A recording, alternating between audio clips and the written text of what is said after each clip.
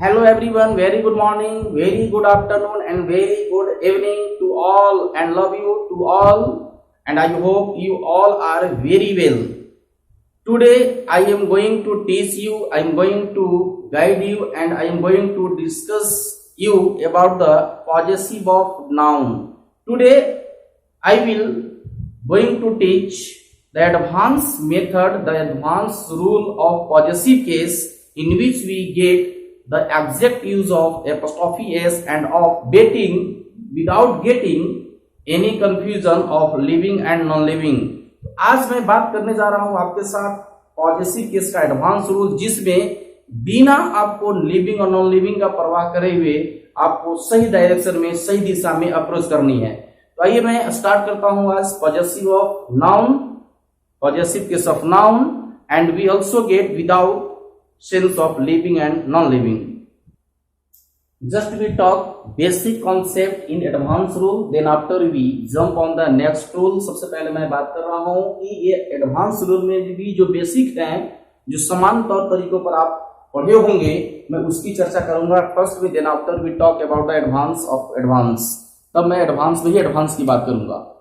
अगर मैं ऐसा कर दूं, ध्यान देंगे, time indicating nouns will be changing to possessive by using both apostrophe s and of।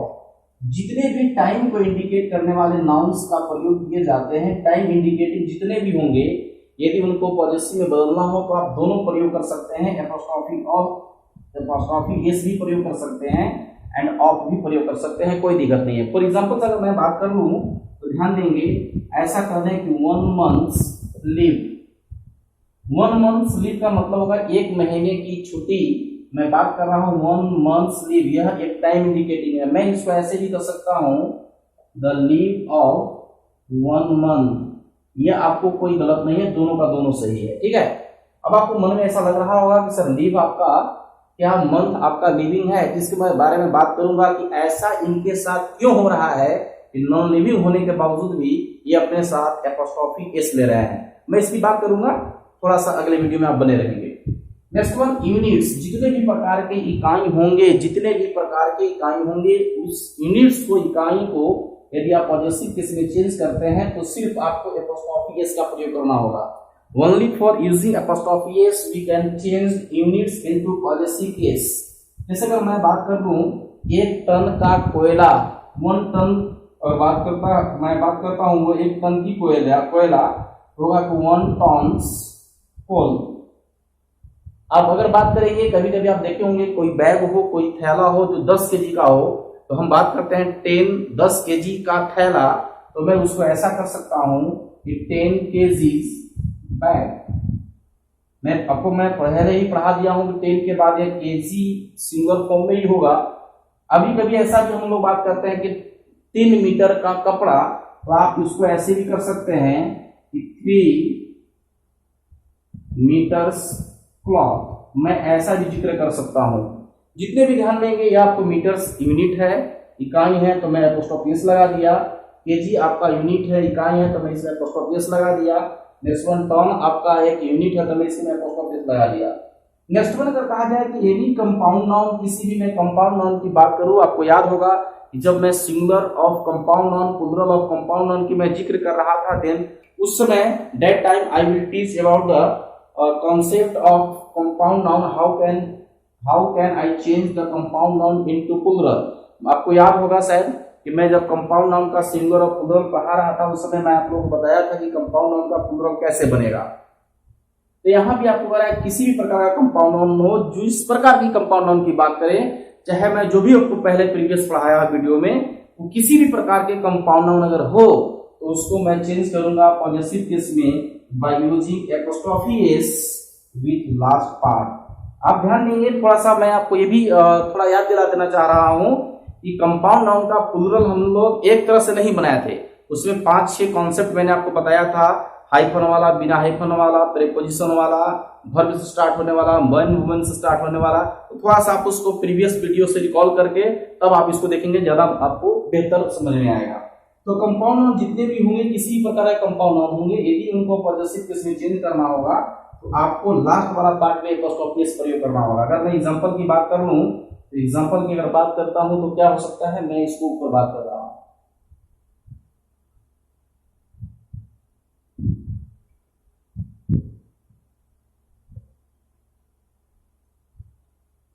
जैसे अगर मैं बात कर लूं, ध्यान देंगे,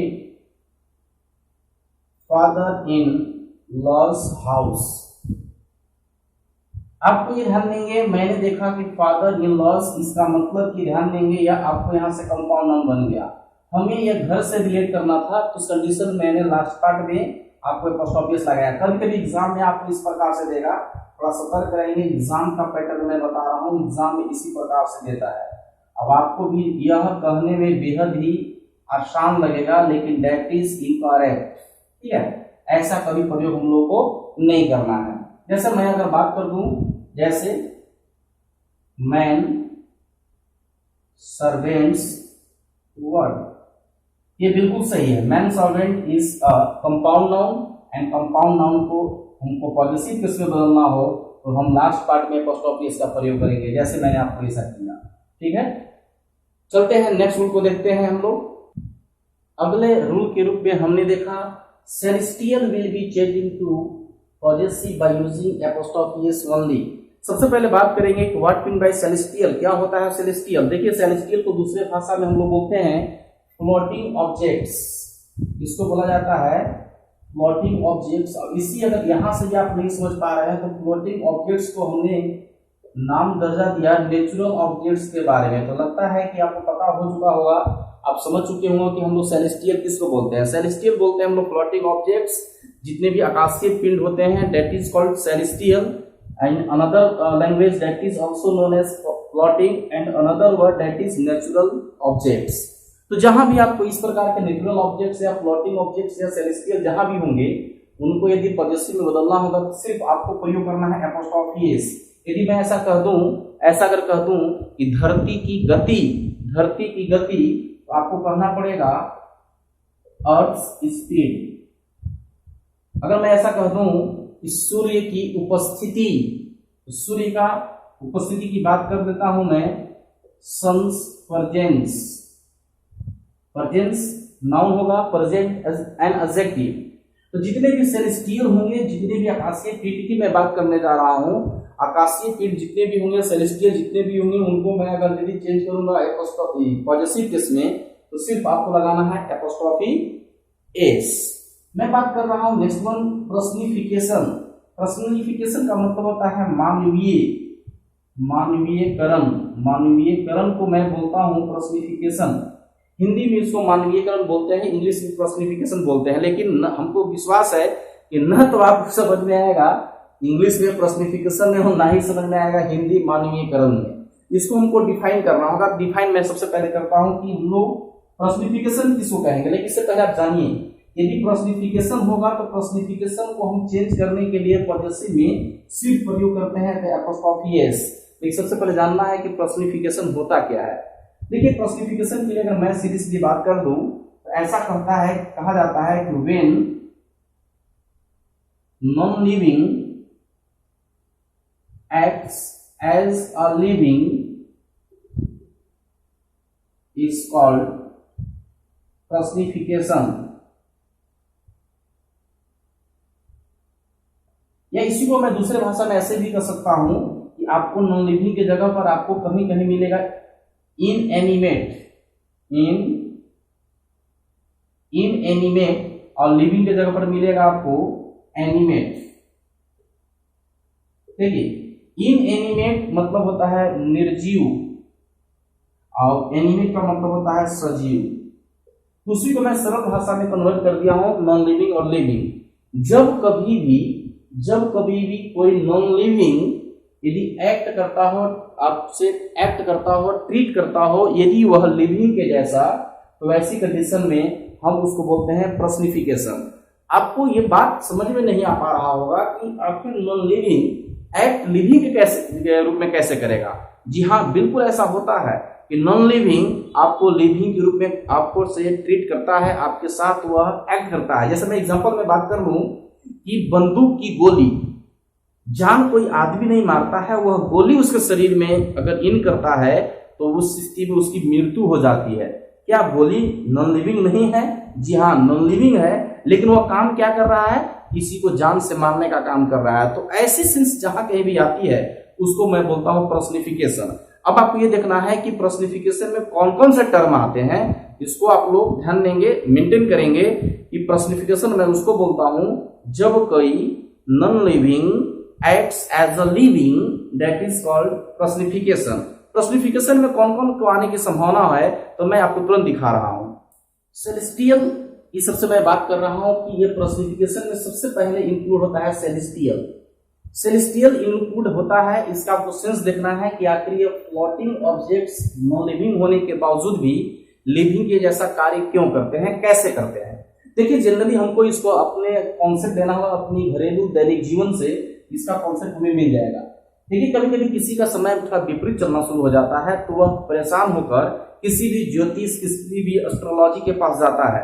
एस्ट्रोलॉजी के पास जाता है, एस्ट्रोलॉजी उसको क्या करता है कि ये घर बना देगा, देन आफ्टर लाइक से बहुत सारे वो अपना निकालेगा प्रक्रिया, ठीक है, ऐसे कुछ लिख भी देता है, आप देखे होंगे इसमें ना।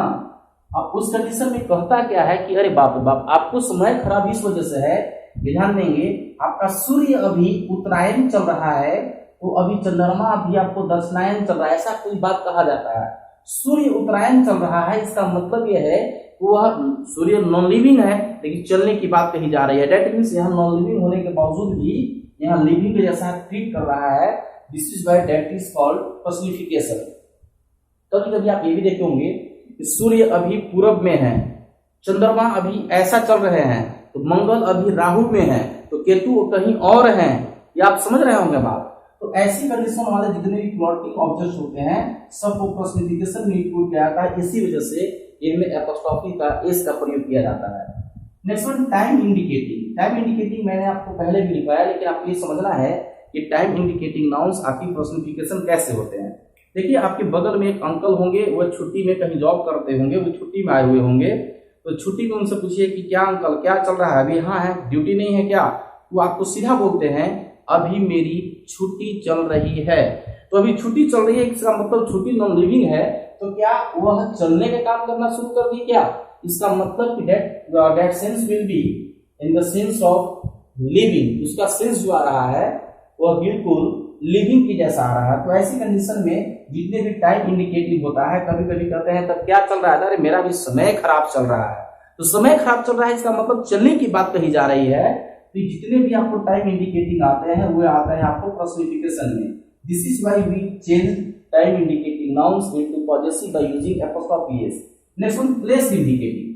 जितने भी जगह इंडिकेटिंग नाउन होंगे, जितने भी जगह को इंडिकेट करने वाले नाउन होंगे, सब का सब वो हम लोग पर्सनिफिकेशन में आते हैं। हाँ, एक बात और याद रखेंगे कि टाइम इंडिकेटिंग वाले, प्लेस इंडिकेटिंग वाले के साथ apostrophe s according to personification add करेंगे, लेकिन इनके साथ मैं ऑफ भी प्रयोग कर सकता हूं। जैसे अगर मैं बात कर दूं कि दिल्ली की पॉल्यूशन, आप सुने होंगे अभी कि दिल्ली की पॉल्यूशन बहुत हाई है, लोगों को वहां रहने के लिए सुरक्षित नहीं माना जा रहा है। तो वैसी कंडीशन में अगर बात मैं ऐसा कर दूं, ध्यान देंगे, दिल्ली पॉल्यूशन, अगर मैं बात कर लूं दिल्ली पॉल्यूशन, तो जरा ये बताएंगे क्या दिल्ली शहर का अपना पॉल्यूशन है? जी नहीं। अगर पॉल्यूशन इसका मतलब दिल्ली वहां पॉल्यूशन निकाल रही है? नहीं। जब निकाल रही है इसका मतलब कि वहां के लोगों का पॉल्यूशन है, तो Delhi indicate the sense of the citizen of the Delhi. In this case we also add this one is personification. तो आपको कहना होगा आपको कि दिल्ली पॉल्यूशन। अगर मैं ऐसा कह दूं कि रांची रोड, आप ये समझेंगे क्या रांची का पर्सनल रोड हो सकता है? क्या रांची का रोड होगा? जी नहीं, रांची वाले का रोड होगा। तो आपको कहना होगा रांची रोड। आप इसको दूसरे रूप में ऑफ भी लगा सकते हैं, कोई दिक्कत नहीं है। ऐसा भी कर सकते हैं कि द रोड ऑफ रांची, ऐसा भी प्रयोग कर सकते हैं, कहीं कोई दिक्कत नहीं है। तो प्लेस इंडिकेटिंग जितने भी होंगे सबको मैं डील करूंगा एपोस्ट्रोफी एस लगाकर, ये पर्सनिफिकेशन के आधार पर। टाइम इंडिकेटिव को मैं डील करूंगा, पॉजेसिव बनाऊंगा एपोस्ट्रोफी एस लगाकर पर्सनिफिकेशन के आधार पर। अब इनके अलावा कुछ और पर्सनिफिकेशन होते हैं, जैसे अगर मैं बात कर लेता हूं, ध्यान देंगे, गन्स बुलेट। गन्स बुलेट का मतलब होगा, ध्यान देंगे, बंदूक की गोली। तो बंदूक की गोली जितने भी हम बात करेंगे वे सब का सब टोटल जितने भी मैं बात कर रहा हूँ गन्स बुलेट की, बुलेट ऑलरेडी नॉन लिविंग है लेकिन मारने का काम वही करती है। तो ऐसा सेंस जहां भी कहीं आता है पर्सनिफिकेशन का, you must change into possessive by using apostrophe S. We talk in the form of the next rule. If there comes double relations together, then first relation will be changed into possessive by using apostrophe s and second by using of। यदि एक ही sentence में double relation maintain किया गया हो तो वैसी condition में आप पहले रिलेशन को पॉजेसिव में बदलेंगे तो एपोस्ट्रोफी एस लगाकर, और दूसरा को बदलेंगे वो ऑफ लगाकर, चाहे वह लिविंग हो या नॉन लिविंग हो। We don't take care of the living and non living. अगर मैं बात ऐसा कर लूं, जैसे मैं हिंदी में पहले बात कर रहा हूं, अगर ऐसा कर दूं कि राम के पिता का दोस्त, मैं बात कर रहा हूं राम के पिता का दोस्त। ध्यान देंगे एक रिलेशन राम और पिता के बीच में बन रहा है, सेकेंड रिलेशन पिता और दोस्त के बीच में बन रहा है।